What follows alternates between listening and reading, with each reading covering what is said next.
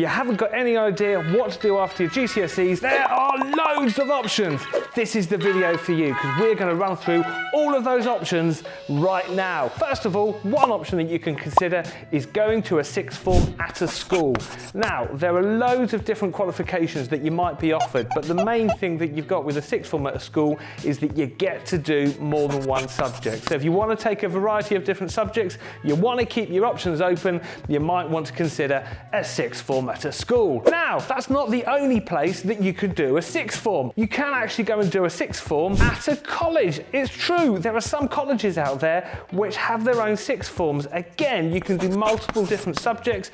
Depending on the college you go to, will depend on the qualifications that you're offered. But you might want to be in a college environment and do your sixth form there. But that's not all. Colleges also run loads of other courses. You might hear what we call vocational courses. Now, vocational courses are where you're doing a course that is related to a job. So for example, something like hairdressing or carpentry, and you're testing out if you'd like to kind of do that kind of work in that area, whilst also gaining professional qualifications to allow you to go into work in that area. How brilliant is that? But colleges do even more stuff. Many colleges, they will also run subject qualifications. So for example, things like art or music.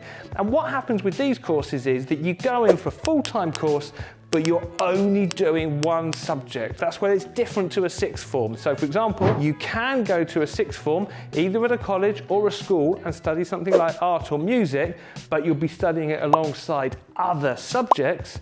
Or you go to a college and you just do that one subject all of your time that you're there, and you don't do any other subjects. And that's the big difference between the two. But these aren't your only choices. There's even more. You might have heard of apprenticeships. Now, apprenticeships are really cool. You do approximately 4 days a week at work, and the equivalent of around about 1 day a week where you're actually doing the study element. Now, that could be at a college, it could be a training centre, it could be with a trainer actually coming to your place of work to actually sort of do the teaching. What we say is it's around about 20% of your full apprenticeship of your time where you'll actually be doing the study element. Apprenticeships are really cool because you also get paid, and you get an apprenticeship wage whilst you're there as well. So it's a really cool way where you can start to develop into a career. Now, alongside apprenticeships, which you might not have heard of, it's what's called work-based training. So some companies will offer not a full apprenticeship in terms of one that's recognised for government funding, but they will offer some work-based training where you're actually still learning towards doing a certain trade or job, learning on the job, but it's not the full apprenticeship that you're going to be doing. So that's another option that often gets missed, but is also out there. But you've got more choices. You might want to consider volunteering with training. You might not be ready yet to go for a full apprenticeship,